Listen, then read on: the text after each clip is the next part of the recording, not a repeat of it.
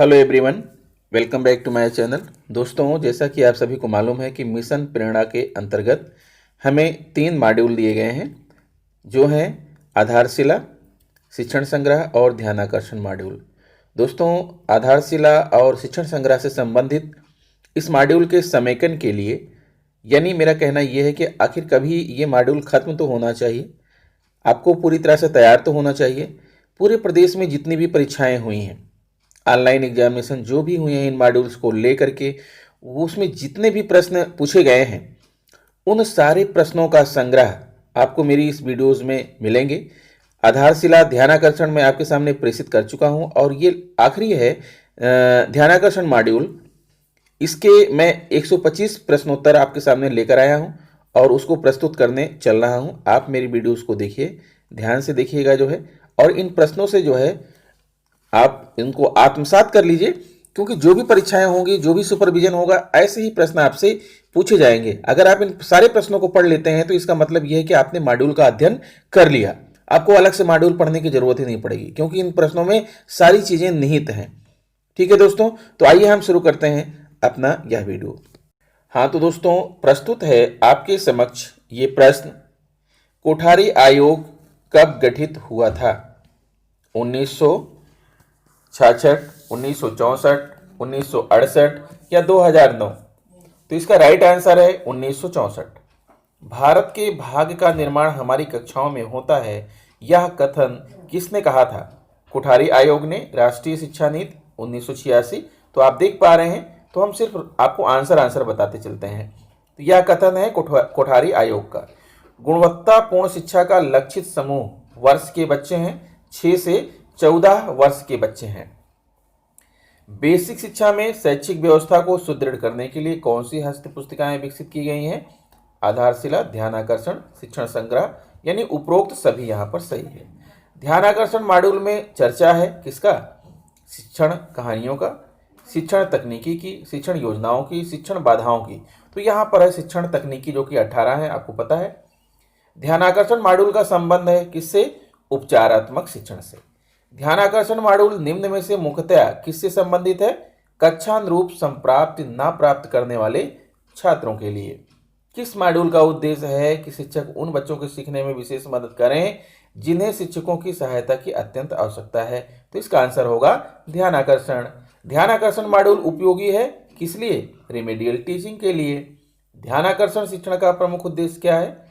ऐसे बच्चों की मदद करना जो कक्षा के स्तर अनुरूप अवधारणा व कौशलों को सीखने में कठिनाई महसूस करते हैं। अगला प्रश्न है, ध्यानाकर्षण हस्त पुस्तिका किन कक्षाओं हेतु लर्निंग आउटकम्स की संप्राप्ति दर को अपेक्षानुरूप लाने में मददगार है?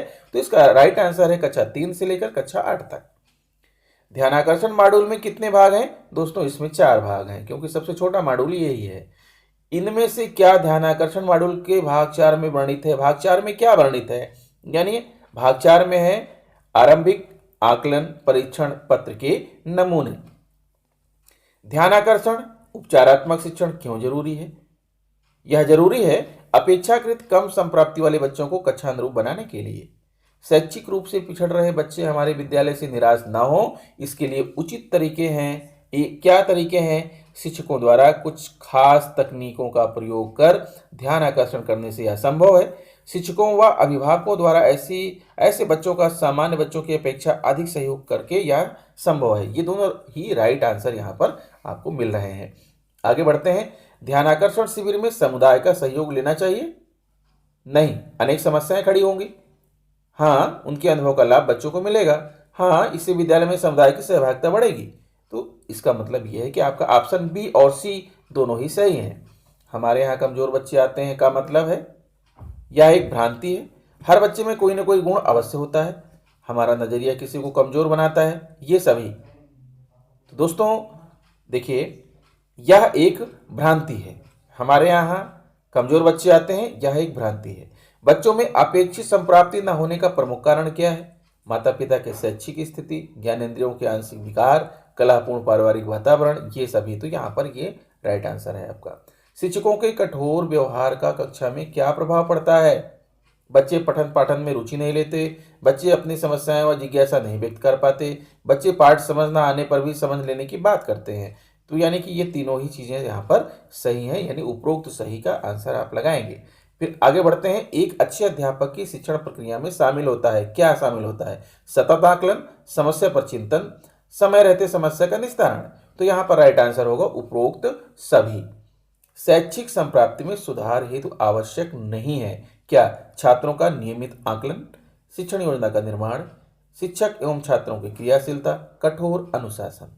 तो यहाँ पर राइट आंसर होगा दोस्तों कठोर अनुशासन। हर बच्चा सीख सकता है यदि शिक्षण विधि एक समान निर्धारित कर दिया जाए, शिक्षक की रुचि के अनुसार हो, छात्र की रुचि एवं सीखने के तरीके के अनुसार हो। तो यहाँ राइट आंसर होगा छात्र की रुचि एवं सीखने के तरीके के अनुसार हो। अगला है कक्षा शिक्षण के दौरान शिक्षकों को चाहिए कि वे क्या बच्चों को ध्यानपूर्वक सुन सकें, उनके अच्छे कार्यों की सराहना करें, उनका सतत अवलोकन करें, या उपरोक्त सभी। तो यहाँ पर उपरोक्त सभी राइट आंसर होगा। प्रत्येक बच्चा सीख सकता है, आप इस कथन से पूर्ण सहमत हैं। सभी बच्चों को एक ही प्रकार के तरीके से शिक्षण से क्या होगा? सभी बच्चे नहीं सीख पाते, कुछ पिछड़ जाते हैं, कुछ कुंठित हो जाते हैं। उपरोक्त सभी है यहाँ पर। आपके अनुसार शिक्षण प्रक्रिया होनी चाहिए कैसी? लचीली। आप अभी तक किस प्रकार की शिक्षण प्रक्रिया को अपनाते आए हैं? लचीली, छात्र सहभागी, व्यवहारिकता युक्त, उपरोक्त सभी। तो यहाँ पर तो उपरोक्त सभी लगेगा। फिर यह है कक्षा शिक्षण के उपरांत सबसे महत्वपूर्ण व्यवहारिक पक्ष क्या है? यह जानना कि वे दक्षताओं को प्राप्त कर रहे हैं या नहीं।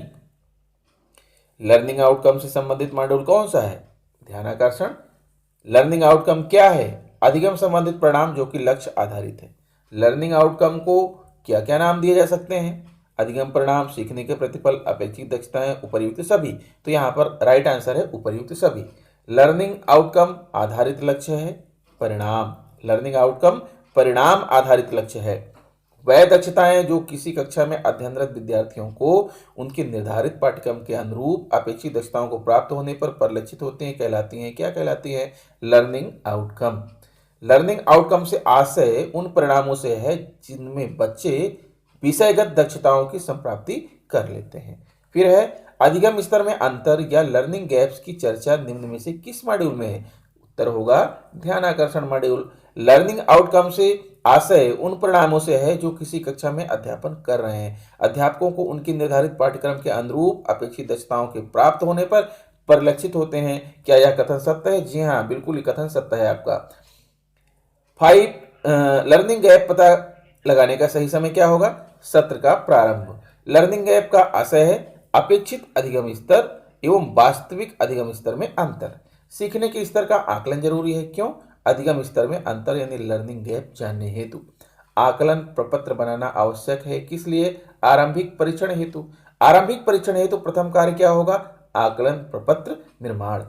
आरंभिक परीक्षण हेतु आकलन में किस प्रकार के प्रश्न होते हैं? वस्तुनिष्ठ एवं आत्मनिष्ठ। ये राइट आंसर है। आकलन प्रपत्र में ज्ञानात्मक, बोधात्मक, अनुप्रयोगात्मक तथा तर्कात्मक प्रश्नों का प्रतिशत योगदान क्रमशः कितना होगा?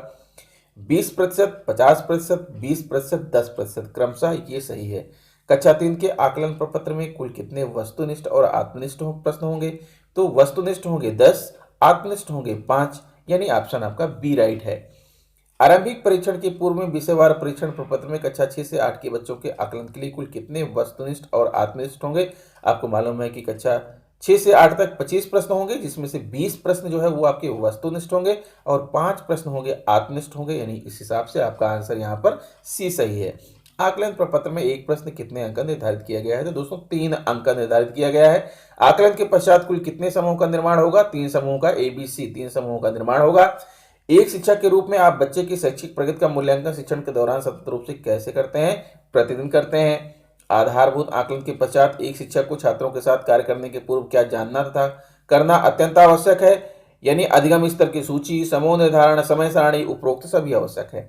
आकलन का महत्वपूर्ण पक्ष क्या है? शिक्षण विधि में बदलाव, सुधार की संभावना। आकलन के दौरान तेजी से सीखने वाले छात्रों के लिए कौन सी प्रक्रिया अपनानी चाहिए? संवर्धन क्रियाएं। आरंभिक आकलन प्रपत्र में शामिल विषय किस कक्षा स्तर से दक्षताओं को समाहित करेंगे? राइट आंसर है वर्तमान कक्षा के पीछे से सभी कक्षाओं से। ठीक है।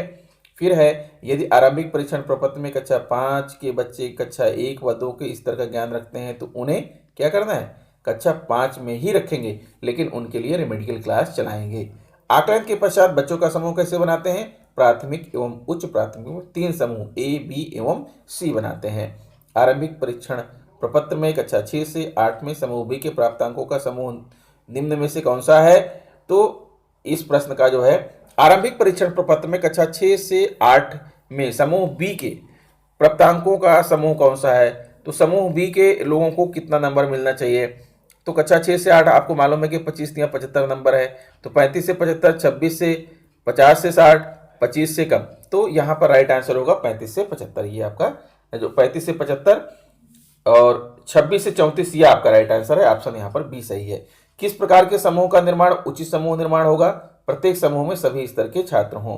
अब जो है दोस्तों वीडियो काफी लंबी हो रही है, इसलिए बाकी प्रश्नों का उत्तर आप खुद भी ढूंढ सकते हैं, लगा सकते हैं। इसका जो पीडीएफ है उसकी लिंक मैं आपको वीडियो के डिस्क्रिप्शन में दे रहा हूं। आप वहां से इस पीडीएफ को डाउनलोड कर लीजिएगा और आप इन प्रश्नों पर एक बार जरूर निगाह अपनी फिरा लीजिएगा। ठीक है, जब आप निगाह दौड़ा लेंगे तो ये सारे प्रश्न जो है आपके सामने आ जाएंगे और आपको जो है ध्यानाकर्षण मॉड्यूल पूरी तरह से जो है तैयार हो जाएगा। तो आशा करता हूं दोस्तों कि आपको मेरा यह वीडियो पसंद आया होगा। अगर वीडियो पसंद है तो प्लीज़ मेरे चैनल को सब्सक्राइब कर लीजिए, बेल आइकन को प्रेस कर दीजिए और इसे दूसरे मित्रों को शेयर भी कीजिए। मिलते हैं आपसे नेक्स्ट वीडियो में। नमस्कार।